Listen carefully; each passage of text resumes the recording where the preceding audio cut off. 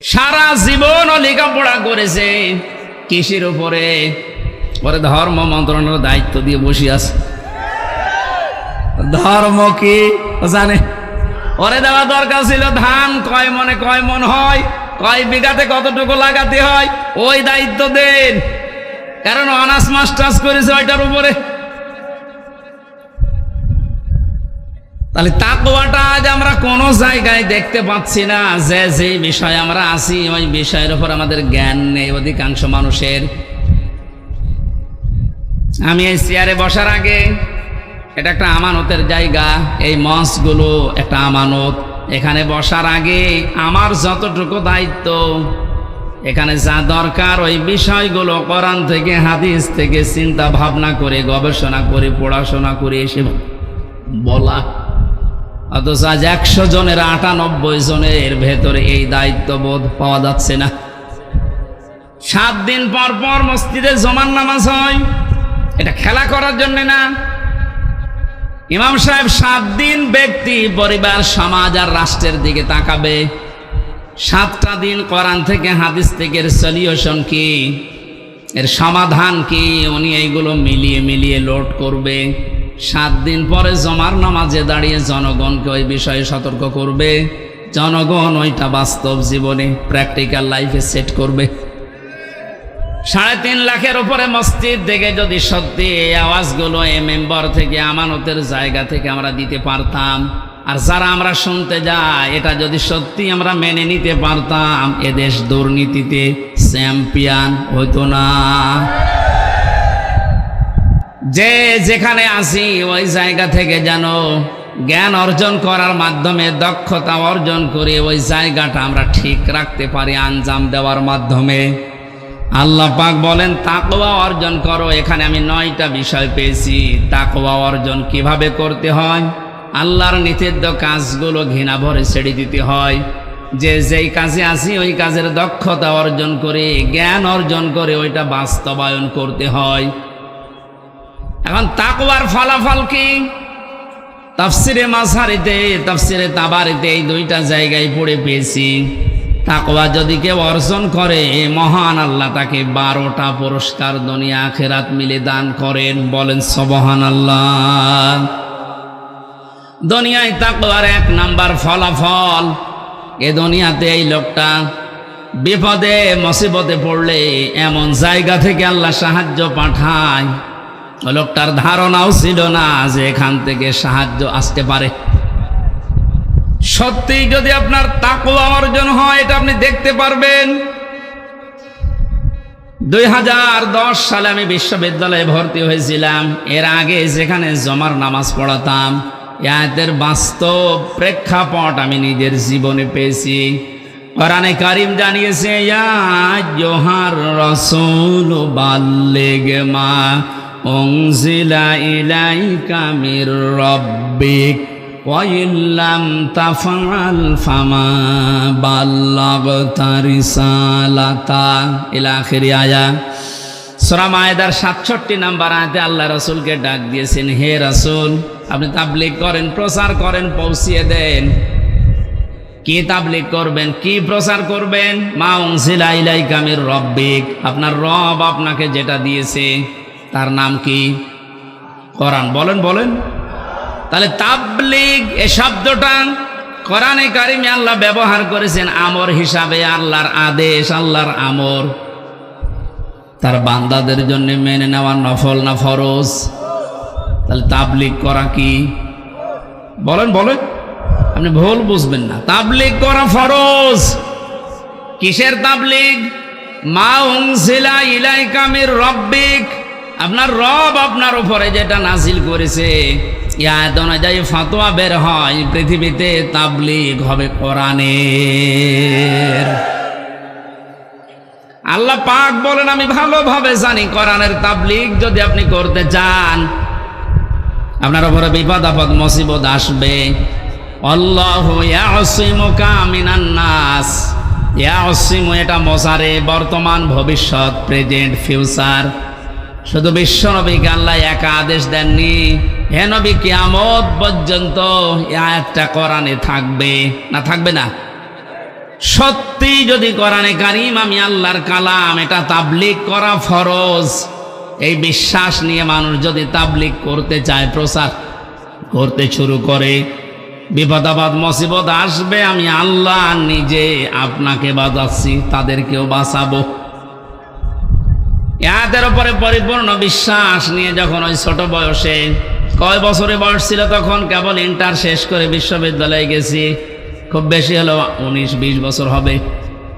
এই 20 বছর বয়স থেকে আমি দেখেছি কোরআনে কারীমের সঠিক তাবলীগ করার কারণে, যদি ওই সময় আমাকে পুলিশ ধরেছিল, হাজতে নিয়েছিল, জেলে গিয়েছিলাম, আল্লাহ এমন ভাবে বাঁচিয়েছে, তা আমারও বিশ্বাস হয়নি যে এভাবে বাঁচা যায়। এটা আল্লাহর কোরআনের উপরে বিশ্বাস অগাধ এনে, ওই যে বলছিলাম দুনিয়াতে যে যেই কাজে আছেন ওই বিষয়ের উপরে জ্ঞান অর্জন করে দক্ষতা নিয়ে এগিয়ে যাওয়ার সামনে এ তাকওয়া যদি তৈরি হয়, প্রথম আল্লাহ ফলাফল দেবেন। বিপদে পড়লে এমন জায়গা থেকে সাহায্য আসবে যেটা চিন্তার বাইরে। জোরে বলেন সুবহানাল্লাহ। আমি 9টা বলতে পারলাম না, এগুলো আছে। আমার মূল বিষয় কুনু মা'আস সাদিকিন, আল্লাহর আদেশ তোমরা সত্যবাদী যারা আছে তাদের সঙ্গে থাকো। এই আদেশ কার? আরো জোরে বলেন। এই আয়াতটা নিয়ে আজ সবচাইতে বেশি ভেজাল বাংলাদেশ আর ভারতে। আপনি যত দরবারে যাবেন সেখানে আয়াতটা আগে পাবেন। তারা বলবে আল্লাহকে ভয় করা, সত্যবাদীদের সাথে থাকো। সত্যবাদী মানে পীর সাহেব। অথচ সাদিকিন সত্যবাদী কারা? এ কথা বলবে কে বলেন তো? বলেন বলেন। হামজা যদি বলে অমকে সত্যবাদী, অমক দল সত্যবাদী হবে? কোরআনে কারিমে আল্লাহ আয়াতের ব্যাখ্যা সূরা বাকারার 177 নম্বর আয়াতে দিয়েছেন যে 10টা গুণ যাদের ভেতরে পাওয়া যাবে, আমি আল্লাহর ভাষায় উলাইকাল্লাযীনা সাদাকু ওয়া উলাইকা হুমুল মুত্তাকুন। এই মানুষগুলো হচ্ছে আমি আল্লাহর ভাষায় ঈমানের দাবিতে সত্যবাদী, আর এরা তাকওয়াবান, এরা মুত্তাকি। তোমরা যদি সঙ্গী সাথী থাকতে চাও, এই 10টা গুণ যাদের ভেতরে আছে তাদের সাথে থাকো। এটা রেকর্ড হচ্ছে সারা পৃথিবীতে, কালকে ছড়াবে। আমার সামনে এখন 750 কোটির উপরে বেশি মানুষ মনে করেন বসে আছে। আমি নিজের ঈমান থেকে দায়িত্ববোধ নিয়ে কথা বলছি। আল্লাহ যাদের সাথে থাকতে বলেছেন তাদের পরিচয় যদি এখন এই আয়াতের সাথে মিলে যায়, অবশ্যই যাদের সাথে থাকা আপনার জন্য ফরজ। কোরআনে কারীম আদেশ দিচ্ছে, এবার আপনি মিলান। লাইসাল বিররা আন তুওয়াল্লু ওয়াজুহাকুম কিবালাল মাশরিকি ওয়াল মাগরিবি ওয়ালাকিন্নাল বিররা মান আমানা বিল্লাহ। আল্লাহ পাক বলেন শুধু পূর্ব দিকে আর পশ্চিম দিকে মুখ ঘুরিয়ে নামাজ পড়লে সওয়াব হবে। কে বলেছে তোমাদেরকে? শুধু মুখ ঘুরিয়ে নামাজ পড়লেই মনে করছো না আমার সওয়াব এত বেশি হয়ে গেছে, জান্নাত আমার জন্য যথেষ্ট? কখনোই না। ওয়ালাকিন্নাল বিররা মান আমানা বিল্লাহ। আরে আসল নেকির কাজেই দুনিয়াতে আল্লাহর উপরে বিশ্বাস করা। কার উপরে? এখন আল্লাহর উপরে বিশ্বাস কি? এখন বলেন যে জন্মের পর থেকে যে শব্দ শুনছি আল্লাহর উপরে ঈমান আনা, বিশ্বাস করা। কোন মানুষ যদি রংপুরবাসী, ভালো করে খেয়াল করেন, কোন মানুষ যদি বলে আল্লাহর উপরে আমি বিশ্বাস করেছি, তার ভেতরে কমপক্ষে 4টা জিনিস পাওয়া যাবে, মাস্ট বি। ওই যে ছোটবেলায় কায়দা পড়েছিলাম, মাওলানারা পড়িয়েছিল, আমানতু বিল্লাহি কামা হুয়া বিআসমাইহি ওয়া সিফাতিহি ওয়া ক্বাবিলতু জামিআ আহকামিহি ওয়া আরকানি। এখানে গুরুত্বপূর্ণ 4টা বিষয় আছে।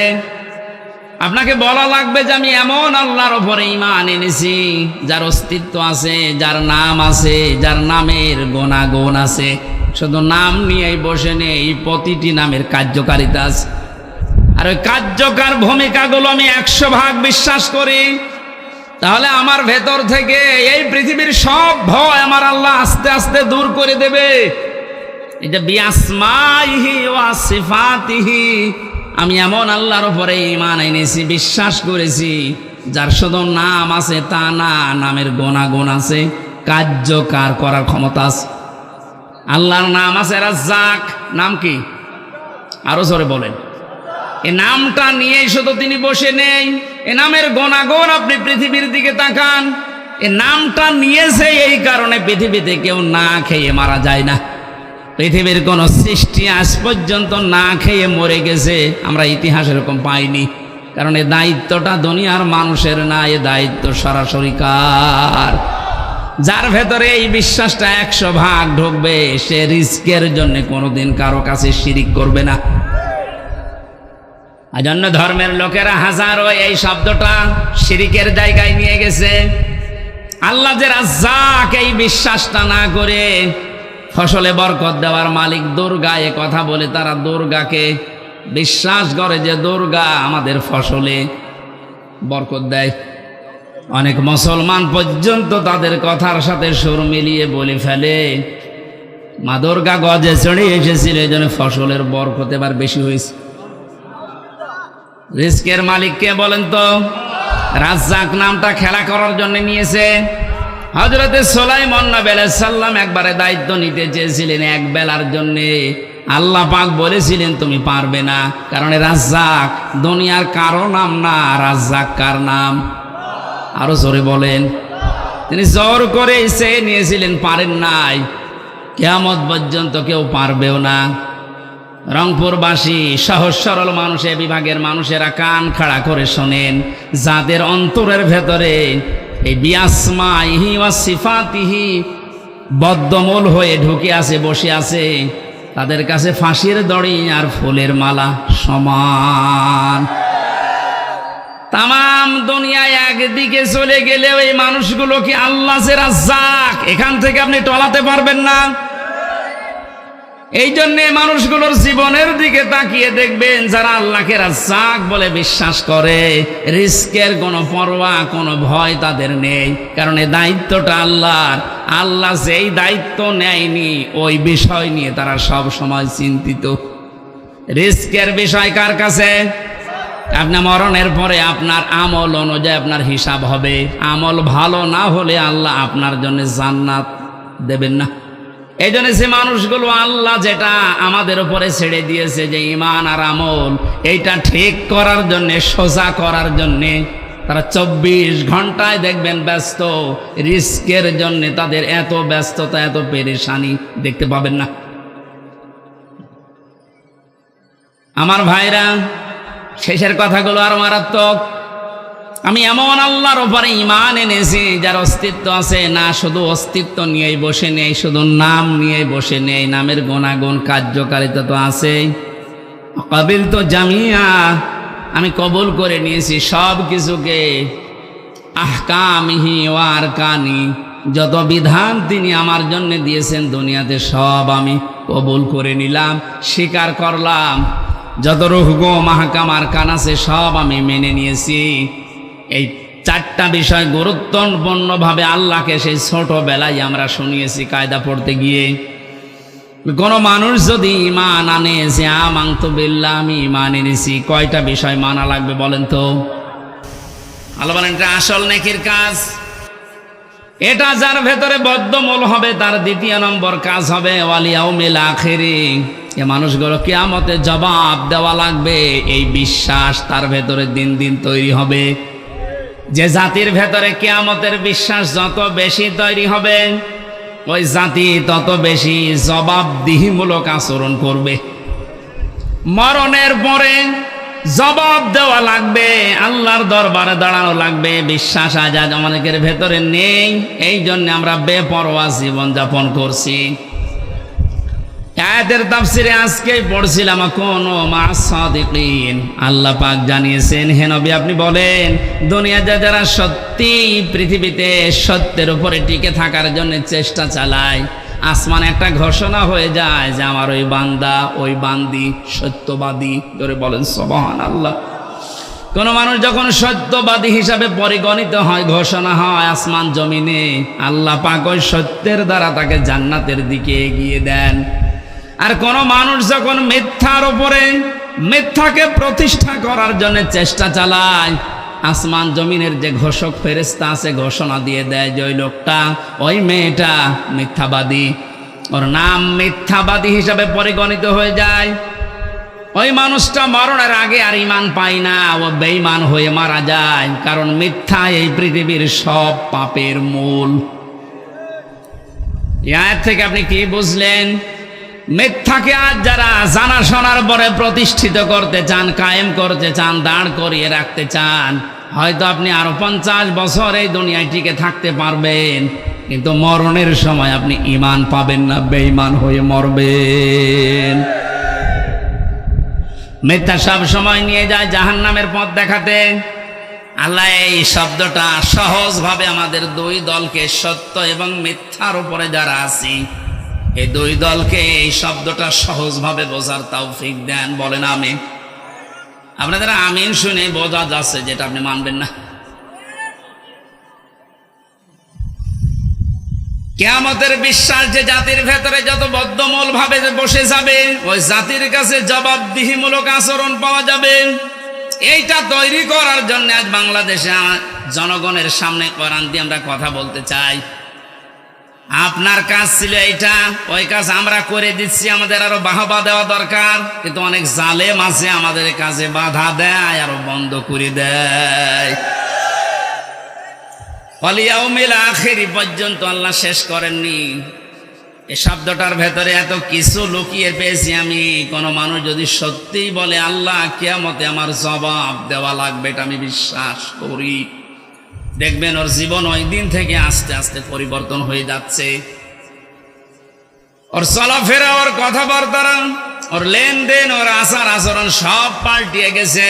খলিফাতুল মুসলিমিন হযরত ওমর, হাদিসটা যদিও দুর্বল, আমি শিক্ষার জন্য বলছি, ইন্তেকালের 12 বছর পর তার সন্তান আব্দুল্লাহর সাথে দেখা হয়েছিল স্বপ্নে।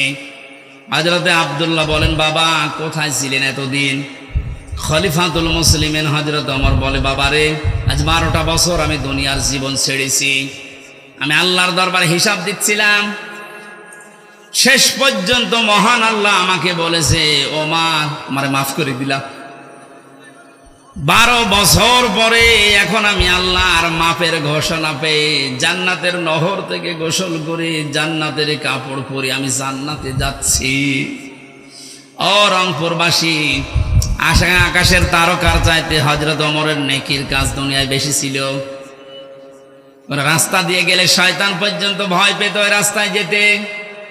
নবীর পরে যদি কেউ নবী হওয়ার যোগ্যতা অর্জন করত, হযরত ওমর নবী হয়ে যেত। জান্নাতের সার্টিফিকেট জিন্দা অবস্থায় যে পেয়েছিল যারা, তার ভেতর উনি 2 নাম্বার। এই পর্যায়ের মানুষ, মানে যদি 12 বছর লাগে তারপর আল্লাহ বলেন আমি মাফ করে দিয়েছি। বলেন তো আপনি নিজের দিকে তাকিয়ে যে আপনার কয় বছর লাগবে? আমি মাঝে মাঝে একা যখন থাকি, আমার মাঝে মাঝেই মনে হয় আল্লাহ তুমি যদি আমার এখনই বলো হামজা তোরে আমি 2024 সালের জুন মাসের 1 তারিখ পর্যন্ত মাফ করে দিলাম, যা শুধু জুন মাসের 2 থেকে এই 24 এই 23টা দিনের হিসাব দিয়ে তুই জান্নাতে চলে যা। আমার যে জীবনের স্টাইল, আমার মনে হয় 24 দিনের হিসাবও আমার দেওয়া সম্ভব না। আপনারা পারবেন না? আপনাদের গলার ভাব দেখে বোঝা যাচ্ছে পারবেন।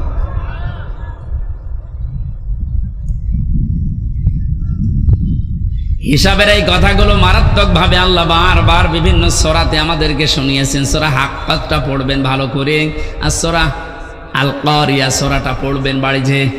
আমাদের সময় নির্ধারিত, তো এই জন্য আর ব্যাখ্যা করা যাচ্ছে না। ওয়াল ইয়াউমিল আখিরি ওয়াল মালাইকাতি ওয়াল কিতাবি ওয়ান নাবিয়্যিন, এখানে একটা একটা করে 10টা গুণের কথা আছে। এই গুণগুলো দুনিয়ায় যারা অর্জন করতে পারে, এই মানুষগুলো আল্লাহর ভাষায় সত্যবাদী। আল্লাহর ভাষায় কি? আমার কেবল 2টা হয়েছে, এখনো 8টা বাকি আছে, আমি শেষ করে দেব। এই 8টা শুনবেন, কারা হাত তোলেন তো দেখি। আন্দাজে হাত তুলেন না, চলে গেলে কিন্তু মুনাফিক হয়ে যাবেন। তোলেন। এই মাহফিলটা আসলে মাদ্রাসার না, মাদ্রাসার মাহফিল না হলে আমি এই পয়েন্টগুলো আর বাকিও রাখতাম না, সব বলে দিতাম। বলেন বলেন করলে তো হচ্ছে না, এই যে বারবার তাকাচ্ছে। হা করলে হয় হাসাদা হয়, নাই হালসা হয়। এই জন্যে তো আর আগাতে পারছি না। আপনারা টাকা পয়সা যা দিয়েছেন ওনাদের হয়তো খরচ ওঠে নাই। এই মাদ্রাসার দিকে তাকিয়ে অন্তত বলবো, আমি শেষ করব যতটুকু পারি। কি কিছু পাঠাবেন না কিছু বলা লাগবে? আপনারা আর একটু হাত বাড়ান ভাই, এনারা আসলে অপারগ তো, এই জন্য নাই তো যারা যাচ্ছে আর একটু হাত বাড়ান। আপনারা যতটুকু সমর্থ আছে সর্বশেষটা দিয়ে যান।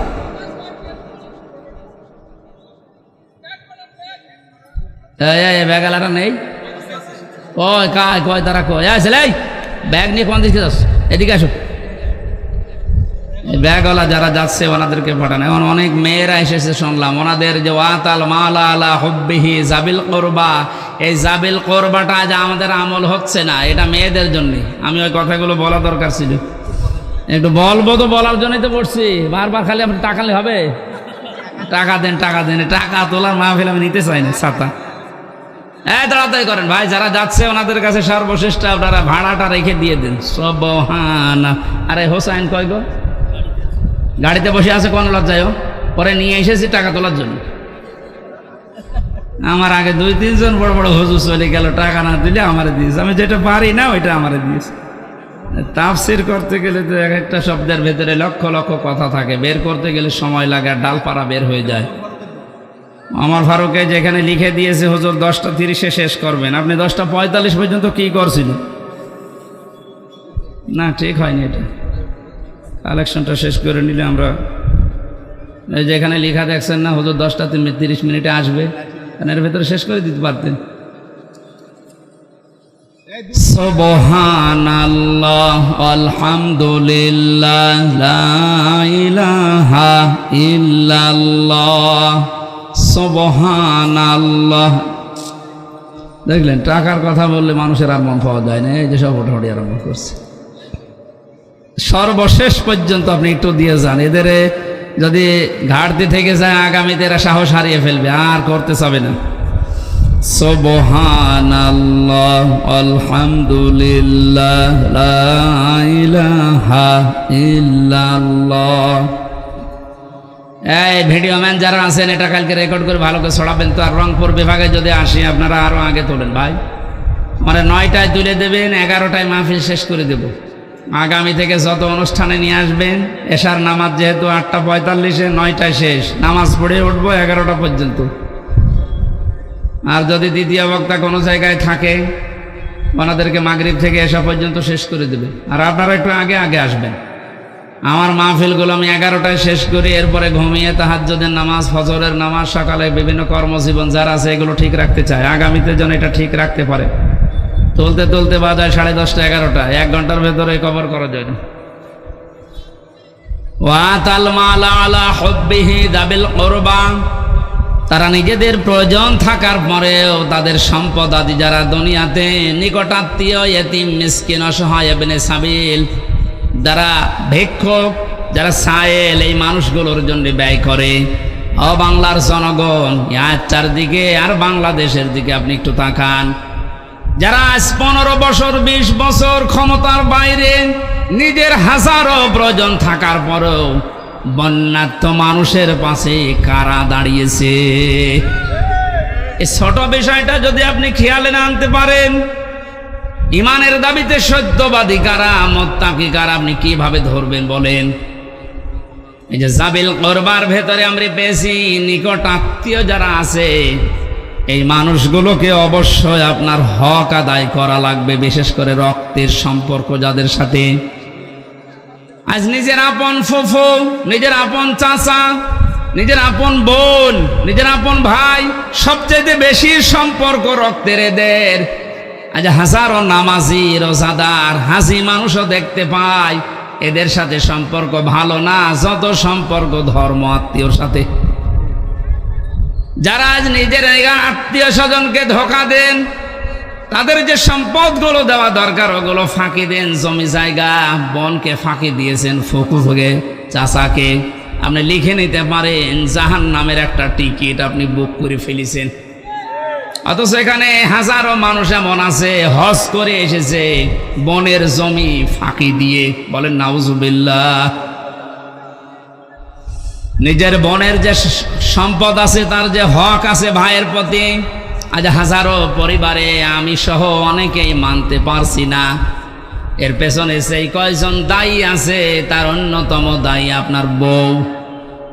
এমন একটা বউ আমি পেয়েছি, আমার নিজের আপন বোন, আমার নিজের আপন ভাই, আমার আপন ফুফু, আপন চাচা, এদের যে হকগুলো আদায় করতে গেলে পেছন দিক থেকে টেনে ধরে। এমন বউ দেশে নেই? আর এই বউকে বারবার পেছন দরজা দিয়ে শিক্ষা দেয় ওর মা। এই জন্য মেয়েরা যারা এসেছেন, বিয়ের পরে যদি আপনি মায়ের পরামর্শ মতো, বুদ্ধি মতো চলেন, বেশি দিন সংসারে টিকতে পারবেন না, দেখবেন ডিভোর্স হয়ে গেছে। কোন স্ত্রী যদি চায় যে আমার আবুজর বেশি দিন বেঁচে থাক,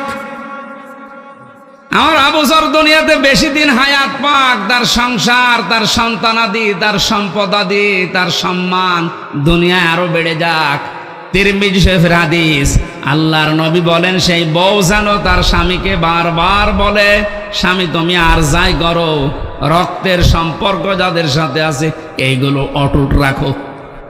কিন্তু আজ এদের কারণে এই সাবিল কোরবাটা আমরা করতে পারি না।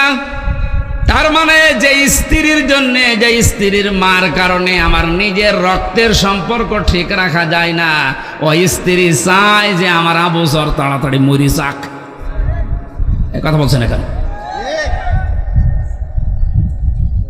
আমি সহ যারাই আছি ঝামেলায়, আল্লাহ আমাদেরকে ঝামেলা কাটিয়ে ওঠার এবং এই আয়াতের উপরে আমল করার তৌফিক দেন, বলেন আমিন। সম্মানিত মা বোনেরা, কথাটা শুনতেও যদিও আপনার কাছে খারাপ লাগছে, এইটাই বাস্তব। আমি নিজে একজনের জামাই, আমি নিজে আমার ইমান থেকে বলছি, আমি আমার শ্বশুর শাশুড়িকে, এখানে যত জামাই আছে প্রত্যেকটা জামাই আমরা যেভাবে শ্বশুর শাশুড়িকে মা বাবা মনে করে দেখি, আমাদের বউগুলো যদি তারা নিজেদের শ্বশুর আর শাশুড়িকে নিজের মা বাবার মতো মনে করে দেখতো, কোনো সংসার আলাদা হতো না।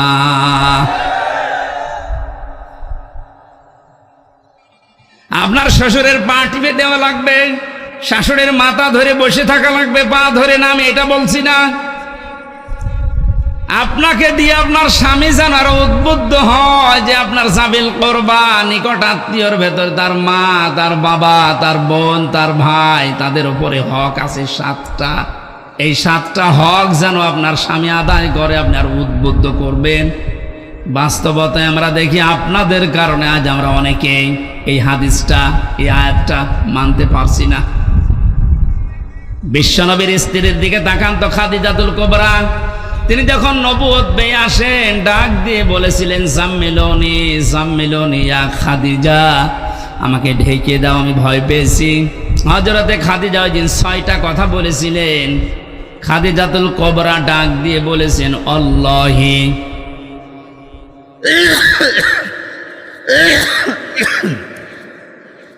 কাল্লা লা ইউখজিকাল্লাহু আবাদান। এই শব্দের ভেতরে খাদিজাতুল কুবরা আল্লাহর নামই উচ্চারণ করেছেন 2 বার, অথচ তিনি অতক্ষণ পর্যন্ত ঈমান আনেননি। তিনি বলছেন, আল্লাহর কসম কখনোই না, আল্লাহ আপনাকে অপমান করতে পারেন না, করবেনও না, কারণ আপনি 6টা কাজ দুনিয়ায় করেন। 1 নম্বর, এই দুনিয়াতে রক্তের সম্পর্ক যাদের সাথে আছে এইগুলো আপনি ঠিক রাখেন। খাদিজাতুল কুবরা যদি সাহায্য না করতেন, বিশ্ব নবীর নিকট আত্মীয় রক্তের সম্পর্কগুলো ঠিক রাখতে পারতেন না।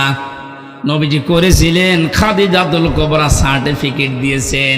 এখান থেকে মাসলা বের হয়, পৃথিবীর ময়দানে যারা রক্তের সম্পর্কগুলো ঠিক রাখবে, এই মানুষগুলোকে জিন ভূত এগুলোতে ভয় দেখাবে না। আমি আবার বলছি, দুনিয়াতে যারা রক্তের সম্পর্কগুলো অটুট রাখবে, ঠিক রাখবে, জিন ভূত পরী এগুলোর ভয় আল্লাহ তাদের থেকে দূরে সরিয়ে রাখবে। খাদিজাতুল কুবরা নবীকে বলেছিলেন, আপনি ভয় পাবেন না, কোন দুষ্ট জিন পরী ভূত যাই বলেন এগুলো আপনাকে ভয় দেখাতে পারে না, কারণ আপনি রক্তের সম্পর্কগুলো ঠিক রাখেন। আজ আমাদের দুনিয়াতে এগুলো সব আস্তে আস্তে উঠে যাচ্ছে, আর এইগুলোর ভয় আমাদের ভেতরে এগুলো বদ্ধমূল হচ্ছে। অনেক বড় বড় অফিসার পর্যন্ত তাল গাছের ভেতরে কি যেন নড়ে উঠেছে, ভয়তে এসে বলছে হুজুর ফু দিয়ে দেন। কেন? তাল গাছের ভেতরে কি যেন নড়ে উঠল। তাল গাছের ভেতরে কি নড়ে ওইটা দেখে তোমার ভয় লেগেছে। লাগবেই তো, কারণ তোমার তো রক্তের সম্পর্ক ঠিক নেই, ভাইয়ের সাথে ভাইয়ের সম্পর্ক আজ ঠিক নেই। শুধুমাত্র 1 বিঘত জমি ভাগ করা নিয়ে ভাইকে হত্যা পর্যন্ত করছে এমন মানুষও দেশে আছে। এখনই চোখ বন্ধ হয়ে গেলে 1 বিঘা না, 1 বিঘত না, 1 হাত না, 1 বিঘা না, 10 বিঘা জমি আপনার সাথে যাবে। এজন্য খেয়াল করে রক্তের সম্পর্কগুলো একটু ছাড় দিয়ে হলো আমাদের ঠিক রাখা দরকার। আমি সহ যারা এসেছি, আল্লাহ তুমি আমাদেরকে রক্তের সম্পর্ক অটুট করার তৌফিক দাও, আর এগুলোর যারা বাধা, এই বাধাগুলোকে তুমি দূর করে দাও, বলেন আমিন। ওয়াতাল মালা আলা হুব্বিহি যাবিল কুরবা ওয়াল ইয়াতামা ওয়াল মাসাকিনা ওয়া ইবনাস সাবিল ওয়াস-সাইলিনা ওয়া ফির রিকাব ওয়া আকামাস সালাতা ওয়া আতাজ যাকাত। দুনিয়াতে যারা নামাজ কায়েম করে, নামাজ কায়েমের আন্দোলন করে, সম্পদ থাকলে যারা যাকাত দিয়ে দেয়, والموفون بعهدهم إذا عاهدوا والصابرين في البأساء والضراء وحين البأس। আল্লাহ পাক বলেন যারা ওয়াদা করলে ঠিক রাখে, আর যারা বিপদে আপদে মুসিবতে দুঃখ কষ্টে যারা ধৈর্য ধারণ করে। আমার তো ইমানের দৃষ্টিতে লক্ষ্য করলে দেখি এই 10টা গুণ এই বাংলাদেশে অনেকের ভেতরেই নেই। আমি একটা জরিপ পেয়েছিলাম, এই 10টা গুণ এই দেশের 100 জনের মাত্র 15 জনের ভেতরে পাওয়া যায়। যতদিন পর্যন্ত 10টা গুণ 100 জনের 50 জনের ভেতরে তৈরি না হবে, ততদিন দেশে ইসলাম কায়েম করে টিকিয়ে রাখা সম্ভব না। আল্লাহ আমাদেরকে 15 জন থেকে 50 জন পর্যন্ত উত্তীর্ণ হওয়ার তৌফিক দিন। সত্যবাদী যারা আল্লাহর ভাষায় এ 10টা গুণ যারা অর্জন করছে, তাদের সাথে থাকার তৌফিক দেন, আমিন। নুনুল কলামি ওয়া মা ইয়াসতুরুন। আল্লাহ বলেন কলমের কসম, এবং কলম দিয়ে লেখকরা যা লেখে ওই লিখিত জিনিসের কসম। সুতরাং সাংবাদিক যারা আছেন, লেখক যারা আছেন, বিচারক যারা আছেন, কলম দিয়ে কিছু লেখার আগে আমার মনে হয় কমপক্ষে 10 বার ভাবা উচিত। এমন কিছু লেখা ঠিক না যে আমার চোখ বন্ধ হওয়ার পরেও যেন ওই লিখিত জিনিস আবার কিয়ামত পর্যন্ত আমার কবরের আযাব বাড়াতেই থাকে। আমার কথার অর্থ বোঝেন তো? লেখকরা যা লিখে যাচ্ছে এই লিখিত জিনিসের কসম দিলেন কেন? পৃথিবীতে এমনও মানুষ আছে, বুঝে হোক না বুঝে হোক এমন কিছু লেখে, ওই সময় হয়তো আবেগে কিছু লিখে রাখা যাওয়ার পরে লোকটা বিদায় নিলে ওই লিখিত জিনিস নিয়ে জীবিত মানুষেরা এমন এমন কিছু তৈরি করে রং চং মাখিয়ে, ওইটার দ্বারা হাজারো মানুষের চরিত্র ধ্বংস হয়, ওইটার দ্বারা হাজারো মানুষ হাইজাকার হয়, চাঁদাবাজি শেখে, ওখান থেকে হাজারো মানুষ বেয়াদব হয়ে যায়। আমি নাম নিলাম না, এদেশের একজন পতিত দশা লেখক, নাম করা, নাম নিলে আপনারা চিনবেন। এই লোকটা যে সমস্ত উপন্যাস, যে সমস্ত বইগুলো লিখেছে, উনি মারা গেছে, কিন্তু তার এই বইগুলো দিয়ে এখন নাটক বানানো হচ্ছে, সিনেমা বানানো হচ্ছে।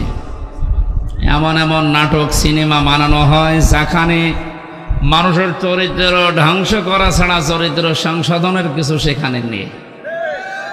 সে লোকটা তো মারা গেছে অনেক আগে, শুয়ে আছে সবুজ একটা শ্যামল জায়গায়।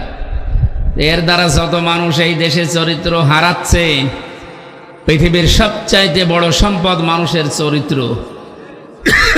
এটা যারা হারিয়ে ফেলে তার কাছে আর কিছু থাকে না। আপনি তো মারা গেলেন, আপনার লিখিত জিনিস দিয়ে কি মানুষ হারাচ্ছে আপনি কবরে বসে বসে কিন্তু এখন টের পাচ্ছেন। এই জন্য লেখকরা যা লিখে যাচ্ছে ওই লিখিত জিনিসের গুরুত্ব আছে, এই জন্য আল্লাহ লিখিত জিনিসের কসম দিয়েছে। এমনকি এটা যখন ইতিহাস হয়ে যায় তখন ওর কদর আরো বেড়ে যায়। আল্লাহ বলেন ওয়াল আসরি, ইতিহাসের কসম। কারণ পৃথিবীর ময়দানে অনেক কিছু অনেকে ভুলে যায়, ইতিহাস ওইটা সংরক্ষণ করে রাখে, ইতিহাস কিন্তু ভোলে না। পৃথিবীর নিয়মই হচ্ছে এইটা, ঘটনা যখন ঘটে ওই সময় কেউ লেখে না, ঘটনা ঘটে যাওয়ার পরে কিন্তু ইতিহাস লেখা হয়। আপনি কি বুঝে বলেন ঠিক নাকি আন্দাজে সবার সাথে তাল মিলান? আপনার অনেকে আমরা জন্মের পর থেকে ইয়াজিদের ইতিহাস শুনি। লোকটা জালেম ছিল। কে ছিল? বলেন বলেন। এত জুলুম করেছিল, ওই সময় জালেমের বিরুদ্ধে লেখার মতো মানুষ পাওয়া যায়নি, কিন্তু ইতিহাস লেখা হয়েছে, না হয়নি? ইয়াজিদের যে ইতিহাস, এটা পড়লেই মানুষ তাকে গালি দেয়, অথচ নামটা তো খারাপ না। ইয়াজিদ অনেক সুন্দর নাম। সুন্দর নাম না? এই পৃথিবীতে এখন কাউকে পাবেন যে একটা কুকুরের নামও ইয়াজিদ রাখে? কোথায় আল্লাহ পৌঁছিয়ে দিয়েছে আপনি টের পেয়েছেন? আল্লাহর বিধানের বাইরে যারা জীবন চালাবে, আল্লাহ তাদের জীবনকে দঙ্কার ভেতরে ফেলবে। দঙ্কার যতগুলো তাফসির পাওয়া যায় তার অন্যতম এটা। দঙ্কা মানে ওই মানুষটাকে আল্লাহ 7টা বিষয় আছে দঙ্কার ভেতরে, এর 3 নাম্বারটা পৃথিবীতে এই মানুষটা মারা যাওয়ার সময় একটা ইতিহাস হয়ে থাকবে। আমাদের ঝিনাইদহের এক এমপি কিছুদিন আগে মারা গেছে, ইতিহাস হয়ে আছে বাংলাদেশে। কত টুকরা করেছে তার লাশ, এমনকি শুনলাম যে বিলিন্ডার মেশিন দিয়ে পর্যন্ত বিলিন্ডার করে বিভিন্ন জায়গায় ছড়িয়ে দিয়েছে। বাংলাদেশে একটা ইতিহাস হয়ে রাখেনি। হয়তো এখন এই ইতিহাস কেউ লিখছে না, লেখা হবে একদিন। লেখা হবে না? 10 বছর, 20 বছর, 50 বছর পরে যখন ইতিহাস লেখা হবে, পৃথিবীর মানুষ আগামী প্রজন্ম দুনিয়ায় যারা আসবে, জালেমদের নাম শুনলে বরদোয়া দেবে, ঘৃণা করবে। ইমাম হোসাইনের পক্ষে ওই সময় কেউ ছিল না, কলম ধরার সাহস কারো হয়নি, কিন্তু ইতিহাস লেখা হয়েছে না? লেখা হয়নি?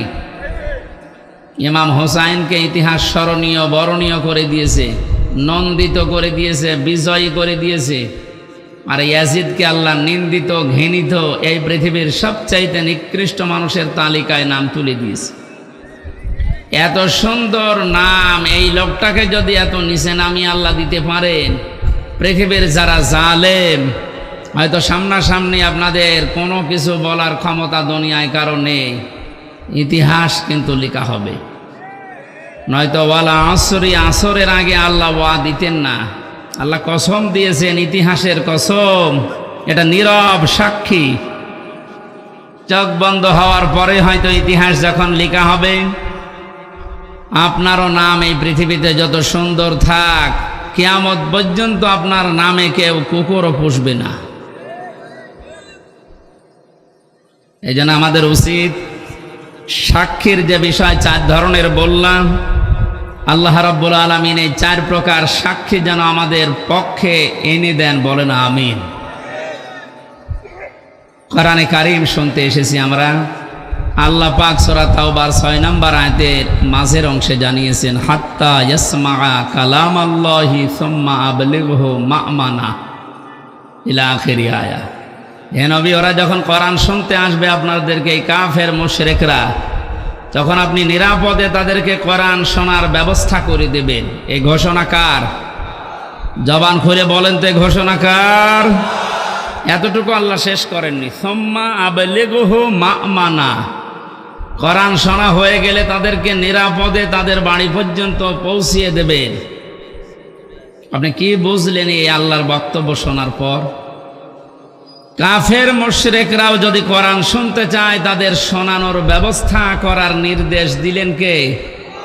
অথচ 96% মুসলমান আমরা এই দেশে।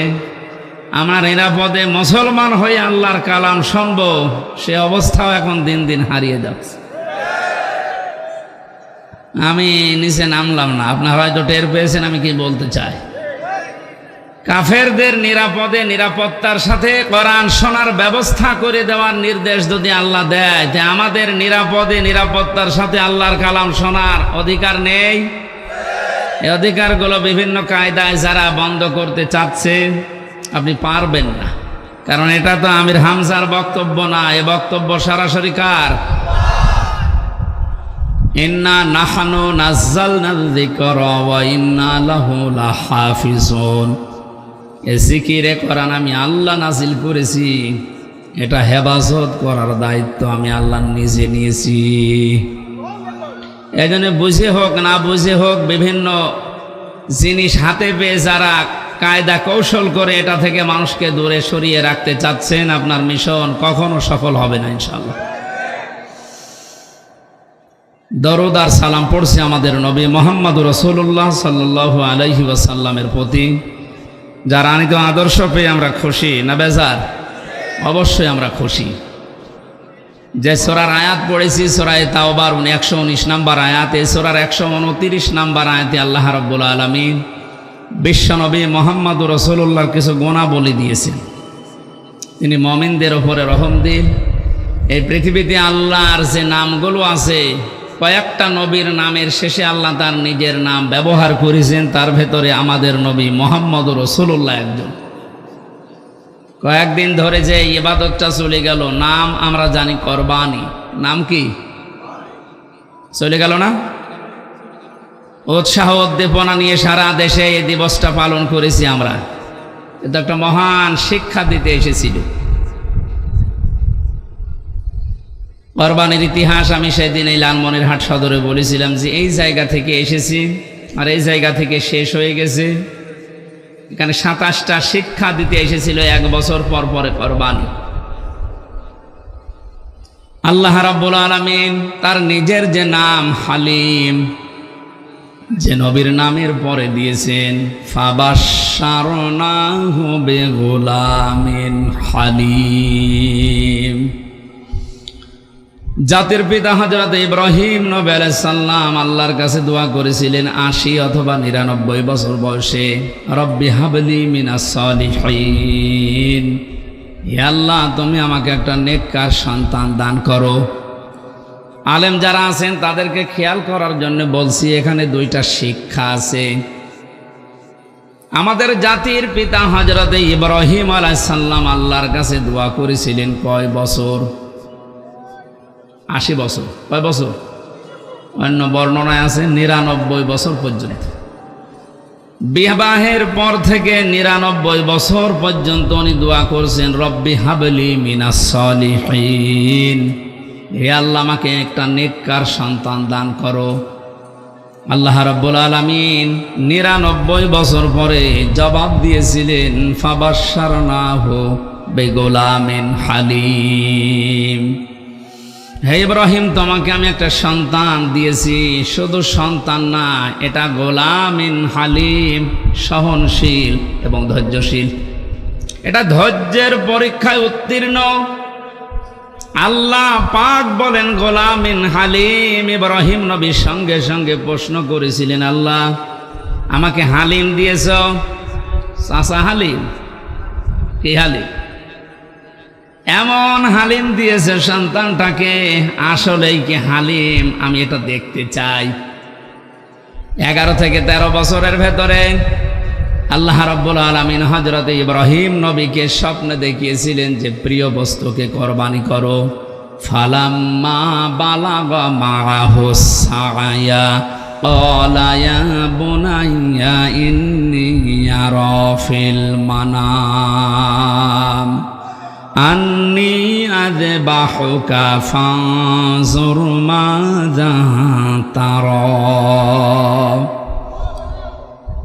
সন্তানটা যখন নিজের সাথে চলাফেরা করতে শিখেছে, ছোট বয়সে এক মায়া থাকে।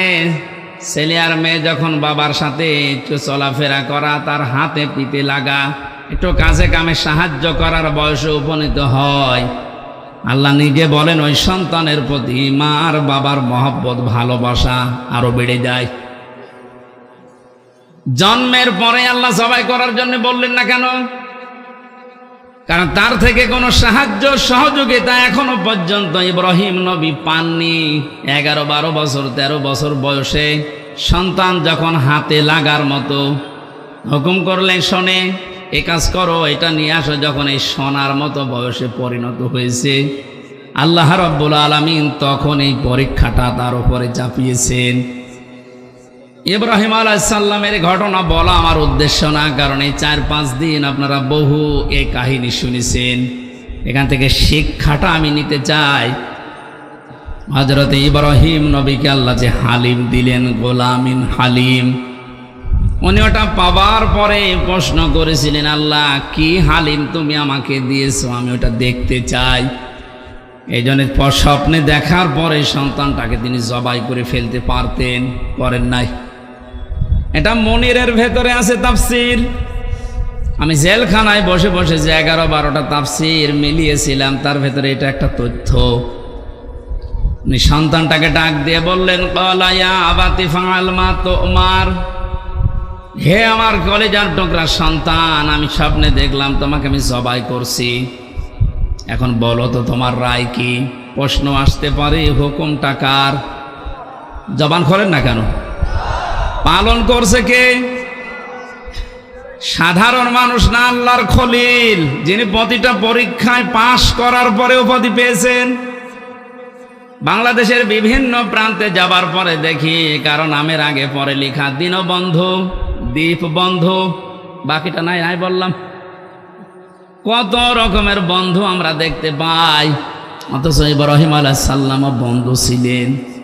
এটা এমনি এমনি তিনি পাননি। দিনাজপুরেও একজন আছে, আমি নাম নিলাম না, মানবতার বন্ধু। ইব্রাহিম নবীকে আল্লাহ, আমি পুরা কোরআন পড়ে পেয়েছি, 50টা পরীক্ষা করেছিলেন। তার ঈমান সম্পর্কে 10টা, আমল সম্পর্কে 30টা, আর পুরা শরীরের ভেতরে 10টা। এই 50টা পরীক্ষা করার সর্বশেষ পরীক্ষায় তাকে বলেছিলেন খলিল। খলিল বলা হয় ওই বন্ধুকে যিনি আল্লাহর সন্তুষ্টির জন্য সব করতে পারেন। জোরে বলেন সুবহানাল্লাহ। হযরত ইব্রাহিম পরীক্ষা দিয়ে পাশ করে খলিল পেলেন। ডাক দিয়ে বলে, রব্বুল আলামিন, তুমি আমাকে গোলামিন হালিম দিয়েছো, তোমার নামটা আমার সন্তানের নামের সাথে লাগিয়েছো, দেখি কেমন হালিম দিলে। এই যে পরীক্ষা, এই কারণেই তিনি সন্তানকে জিজ্ঞাসা করেছিলেন। অথচ বাকি 49টা পরীক্ষা আপনি তাফসীর দেখেন, কোন পরীক্ষার আগে কাউকে জিজ্ঞাসা করা, প্রশ্ন করা, এমনকি যেদিন এই ছোট সন্তানকে মরুভূমিতে রেখে আসে, বারবার স্ত্রী হাজেরা রাদিয়াল্লাহু তাআলা আনহা প্রশ্ন করেছিলেন, স্বামী আমাকে রেখে যাচ্ছেন নবজাতক সহ, এটাকে আপনার নিজের ইচ্ছা না আল্লাহর ইচ্ছা? ওই সময় কিন্তু বলেননি তিনি যে আল্লাহর ইচ্ছা বা আমার ইচ্ছা, শুধু আকাশের দিকে আঙ্গুল তুলেছিলেন। এর আগে যত 49টা পরীক্ষায় কোনো দিন তিনি আল্লাহর কাছে, কোনো মানুষের কাছে পারমিশন নেওয়া দূরের কথা, জিজ্ঞাসা করেননি। আল্লাহ বলেছেন আসলিম, তিনি বলেছেন আসলামতু লিরাব্বিল আলামিন। এই পরীক্ষাটা এসে তিনি জিজ্ঞাসা করলেন কেন? মুফাসসির বলেন, হযরত ইব্রাহিম মনে মনে ভাবছিলেন, আমি যে সন্তান চেয়েছি 1 বছর 2 বছর না, 99 বছর। নবীদের কাছ থেকে উম্মতের শিক্ষা নেওয়া দরকার। তিনি যেহেতু আমাদের জাতির পিতা, আমরা যারা তার সন্তান হিসাবে নিজেকে দাবি করি, অবশ্যই আমাদেরও উচিত সন্তান হলে কোনো পীর সাহেবের কাছে, মরা পীর, জিন্দা পীর, কবরের কাছে না যাওয়া। তিনি যেতে 99 বছর পর্যন্ত দোয়া করেছিলেন, আর আমাদের 2-4 বছরেই মন ভেঙে যায়। সন্তানটা পাওয়ার পরে চিন্তা করছিলেন, আল্লাহ আমাকে হালিম দিয়েছে, আমি আসলে পরীক্ষা করে দেখি কেমন গোলামিন হালিম। বললেন, বাবা আমি স্বপ্নে দেখেছি তোমাকে জবাই করছি, এখন তোমার রায় বলো। ছোট মানুষ তো রায় একবারেই বলতে পারতেন। আপনি কি বাবা না কসাই? ছোটবেলায় রেগে এসেছিলেন, কোনোদিন খোঁজ খবর নিলেন না, 11 বছর বয়সে এখন এসে বলছেন যে তোমাকে জবাই করতে চাই। একটা কথা হলো, এমনকি অহংকার চলে আসবে নিজের ভেতরে, এমন কোন কথা মুখ দিয়ে বের করেননি। মাত্র 11 বছর বয়সে হযরত ইসমাইল নবী আলাইহিস সালাম যে কথা তিনি জবাব দিয়েছিলেন বাবাকে, কিয়ামত পর্যন্ত উম্মতি মুহাম্মদের জন্য আল্লাহ অনুকরণীয় করে রেখে দিয়েছেন।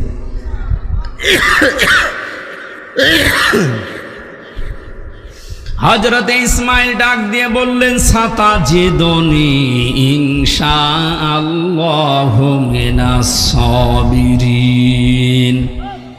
হে বাবা, যে আদেশ পেয়েছেন আপনি আদেশটা পালন করেন। আল্লাহ যদি চায় আপনি আমাকে ধৈর্যশীলদের মধ্যে পাবেন।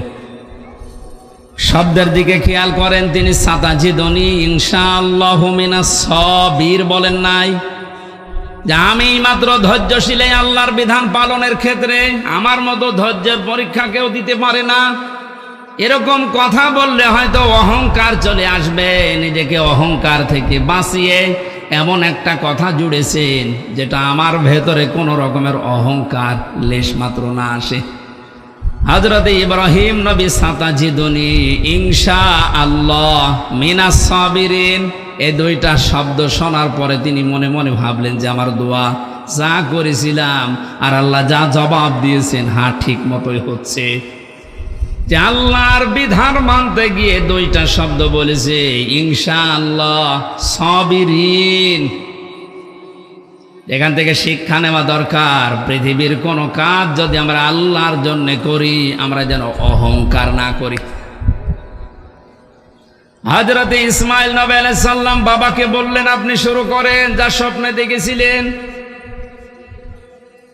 তাফসিরে হাদিসে যে বিশাল কাহিনী আপনারা শোনেন জন্মের পর থেকে, হযরত ইসমাইল নবীকে নিয়ে তার বাবা যখন জবাই দিচ্ছিলেন, ওই সময় আল্লাহ পাক তাকে ডাক দিয়েছিলেন, ফালাম্মা আসলামা ওয়া তাল্লাহু লিল জাবিন। আমি আলেমদেরকে বলছি, আল্লাহ পাক আসলিম না দিয়ে আসলামা দিলেন কেন? আসলামা না দিয়ে আসলামা দিয়ে বচন দিয়েছেন এই কারণে, হযরত ইব্রাহিম নবী যদি আল্লাহর এই পরীক্ষায় পাশ করার জন্য বলতেন আমি জবাই করবই, ইসমাইল নবী যদি বলতেন না আমি জবাই হব না, আল্লাহর বিধান পালন করা কারো জন্য হতো? বলেন বলেন না। একজন দৌড় দিত আর একজন ছুরি নিয়ে তাড়া দিত। হযরতে ইসমাইল নবী যদি বলতেন আমি আল্লাহর এ বিধান পালন করতে রাজি আছি, ইসমাইল নবী যদি পালন করার জন্য এগিয়ে আসতেন, ইব্রাহিম নবী যদি বলতেন না 99 বছর বয়সে একটা সন্তান পেয়েছি আমি এ জবাই করব না, আল্লাহর বিধান পালন করতে পারতো? আমার ভাইরা, ফালাম্মা আসলামা দেওয়ার কারণ এইটাই। একটু খেয়াল করেন, এখানে এইটা বলার জন্য আমি 10-15 মিনিট ব্যয় করছি, এমনিতে না। আল্লাহ পাক বলেন আসলামা, টান দিলাম 1 বচন 2 বচন কি দিয়ে বচন দিয়েছি কেন জানো? দুইজনেই যখন এগ্রি হয়েছে, রাজি হয়েছে আল্লাহর বিধান পালন করার জন্য, দুইজন রাজি, আল্লাহ পাক তখন তাদের এই বিধান সহজ করে দিয়েছেন। শুধু না, ওয়ানাদাইনাহু আইয়া ইব্রাহিম, আরশ থেকে আল্লাহ ডাক দিয়েছেন, ইব্রাহিম ক্বাদ সাদ্দাকতার রুইয়া ইন্না কাযালিকা নাজজিল মুহসিনিন, অবশ্যই তুমি তোমার স্বপ্নকে সত্যের রূপ দিয়েছো, আর এভাবেই করে আমি মহসেন বান্দাদেরকে পুরস্কার দিয়ে থাকি। আল্লাহ মহসেন না দিয়ে মহসিনিন বহু বচন দিয়েছেন। শুধু এটা ওই সময়ের জন্য না, কিয়ামত পর্যন্ত দুইটা শিক্ষা এখানে বহন করে। 1 নাম্বার আসলামা দেওয়ার শিক্ষা, 2 নাম্বার মহসিনিন দেওয়ার শিক্ষা। একটু খেয়াল করবেন ভাই, আমাদেরকে আল্লাহ পাক জানাতে চেয়েছেন বাপ বেটা দুইজনে যখন রাজি, তখন যেমন আল্লাহর বিধান পালন করা তাদের জন্য সহজ হয়ে গেছে। এদেশের 18 কোটি জনগণ, আমরা 1628 জন মানুষ দায়িত্ব পালন করছে এই 18 কোটি মানুষের উপরে। এই 1628 জন যদি এখন এই বাংলাদেশে ইব্রাহিম নবী আলাইহিস সালামের ভূমিকায় অবতীর্ণ হতে পারে, 18 কোটি মানুষ যদি আমরা এখন ইসমাইল নবীর ভূমিকায় আসতে পারি, আল্লাহর কসম 41 সাল লাগবে না, 41 ঘন্টায় আল্লাহর বিধানে দেশে কায়েম হয়ে যাবে। আসলামা দেওয়ার প্রথম ব্যাখ্যা এইটা। ঘটনা শুধু শুনেই যাচ্ছি, এখন যদি এর পরের আয়াতগুলো একটা একটা করে শিক্ষামূলক বলি, আমার মনে হয় আপনারা কান্নাকাটি করবেন। কাঁদার দরকার নেই, এখানে শিক্ষাটা নেওয়া দরকার। যারা আছেন কারো ইশারায় না চলে জাতির পিতা ইব্রাহিম আলাইহিস সালামের ভূমিকায় আপনার অবতীর্ণ